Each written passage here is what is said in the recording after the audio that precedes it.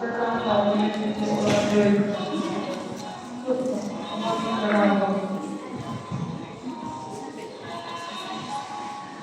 متى هذا صلى الله عليه وسلم شهد Ailemizde herkese teşekkür ederim. Bugünkü günü ben tek olmadım. Güzel teşekkür ederim.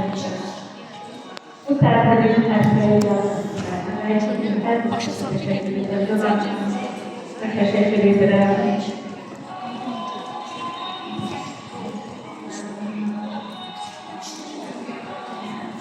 Ve Türkiye'den aslında ailemizde teşekkür ederim. Bu sergilerin herkese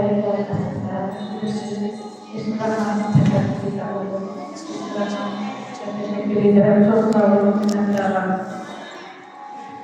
Bir daha gelen ayaklarınız var olsun. Ben tek olmak olsun. Kalıp her şeylerimizin konuşmak eylesin. Mevlamımıza eylesin. Bir daha hiçbir amacımız yaşımız varmasın.